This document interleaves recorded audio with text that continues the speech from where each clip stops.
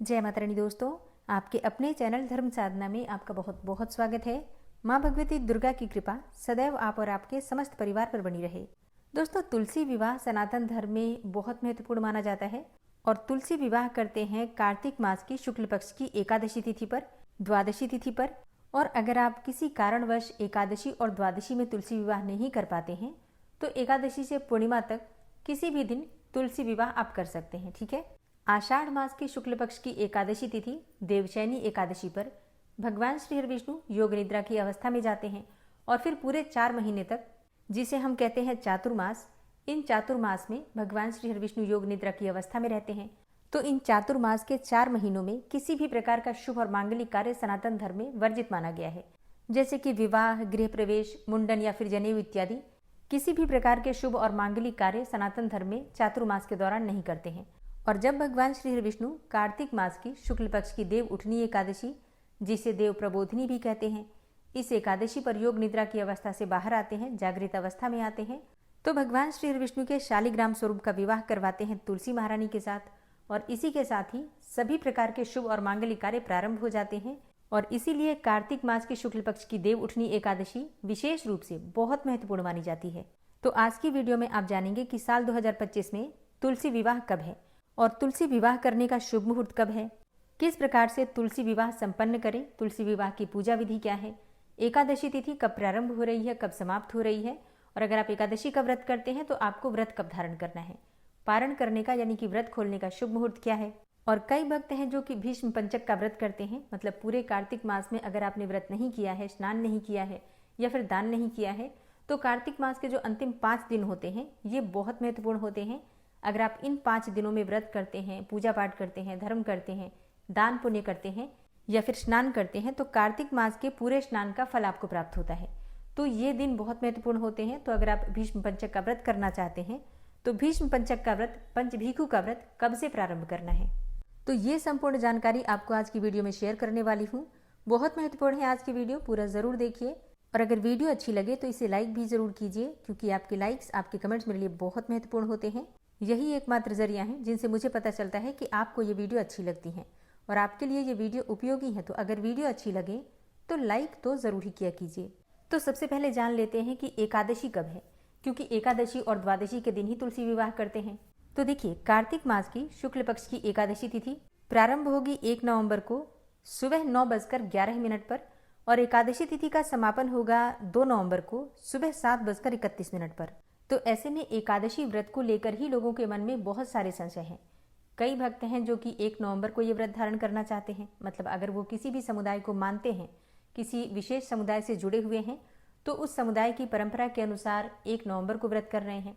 और कई भक्त हैं जो कि 2 नवंबर 2025 को एकादशी का, देव उठनी एकादशी का व्रत करेंगे, मतलब अपनी अपनी मान्यताओं के अनुसार, या यूं कह लें कि जहां से आप जुड़े हुए हैं उस परंपरा के अनुसार व्रत कर रहे हैं।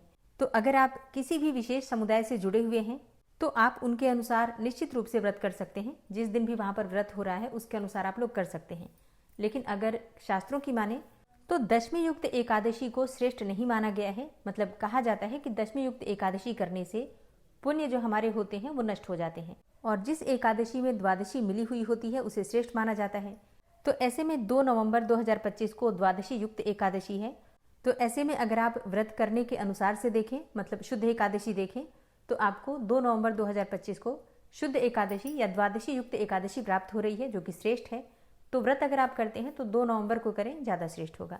लेकिन फिर भी इस बात का ध्यान रखना आवश्यक है कि अगर आप किसी भी गुरु परंपरा से जुड़े हैं या किसी विशेष समुदाय से जुड़े हुए हैं, तो वहां से आपको जो भी आदेश मिलता है उसके अनुसार आप एकादशी व्रत करते हैं तो आपको कोई भी दोष नहीं लगता है, क्योंकि आप गुरु परंपरा का पालन कर रहे हैं तो आप दोष के भागी नहीं बनते हैं।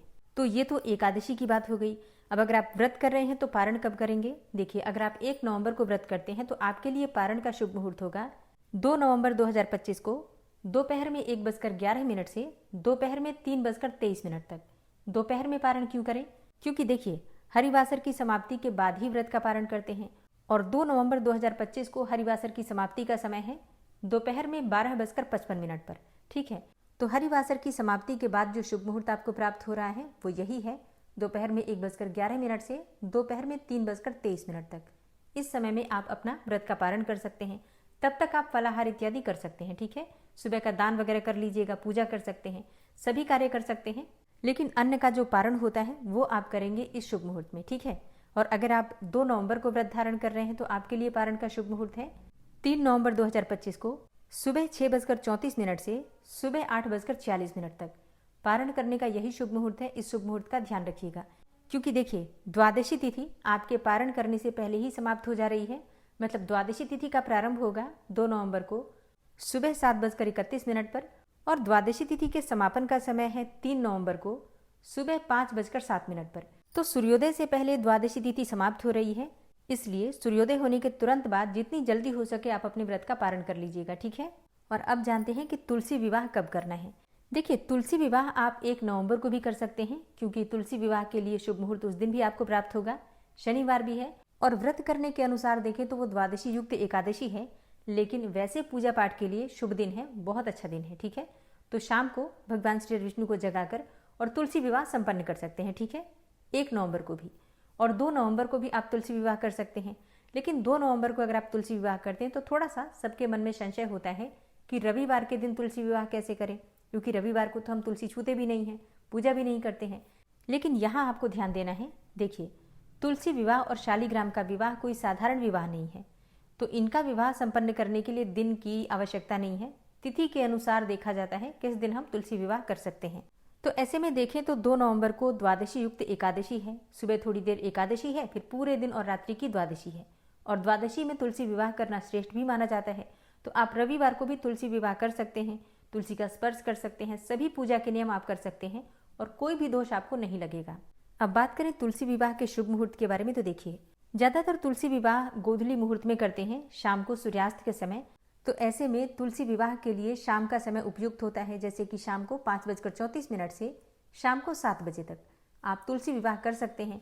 चाहे आप 1 नवंबर को करते हैं, 2 नवंबर को करते हैं, या फिर अगर आप किसी भी कारणवश 1 या 2 नवंबर को नहीं कर पाते हैं, एकादशी और द्वादशी में नहीं कर पाते हैं, तो फिर त्रयोदशी में भी कर सकते हैं और पूर्णिमा को भी कर सकते हैं। ऐसा कहा जाता है कि एकादशी से लेकर पूर्णिमा तक किसी भी दिन तुलसी विवाह संपन्न कर सकते हैं। तो मान लीजिए आपको पीरियड्स की अवस्था है, आप नहीं कर पा रहे हैं, तो आप इन दिनों में कोई भी दिन जो आप शुद्ध होते हैं उस समय में तुलसी विवाह कर सकते हैं। तुलसी विवाह के लिए विशेषकर गोधूली मुहूर्त लिया जाता है, लेकिन ऐसा बिल्कुल भी नहीं है कि आप दिन में या फिर सुबह के समय तुलसी विवाह नहीं कर सकते हैं। आप बिल्कुल कर सकते हैं। सुबह ब्रह्म मुहूर्त में भी तुलसी विवाह किया जा सकता है, जैसे कि सुबह 4:30 से सुबह 5:30 तक।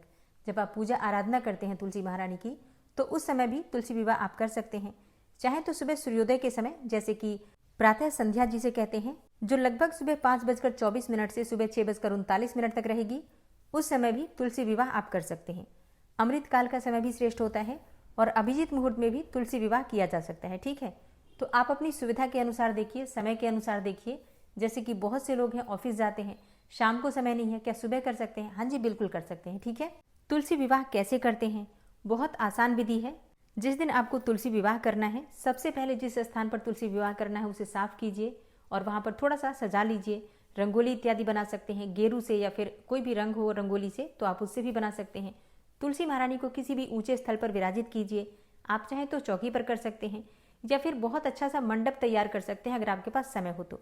गन्ने से आप मंडप तैयार कीजिए तुलसी महारानी के लिए, चौकी पर तुलसी महारानी को विराजित कीजिए, शालिग्राम को विराजित कीजिए और फिर जैसे हल्दी मेहंदी हम करते हैं ना नॉर्मल विवाह में, उसी प्रकार से तुलसी महारानी को शालिग्राम को हल्दी लगाइए। हल्दी में थोड़ा गंगा जल मिला लीजिए, गुलाब जल मिला लीजिए और तुलसी महारानी की जड़ में, पत्तों में भी हल्दी लगाइए। फिर शालिग्राम को भी हल्दी लगाइए। इसके बाद स्नान करवा दीजिए पंचामृत से, गंगा जल से, शुद्ध जल से अभिषेक कीजिए और फिर आपको थोड़ा सा मेहंदी भी तुलसी जी को जरूर लगाना है। इसके बाद सुंदर श्रृंगार कीजिए तुलसी महारानी का और शालिग्राम का।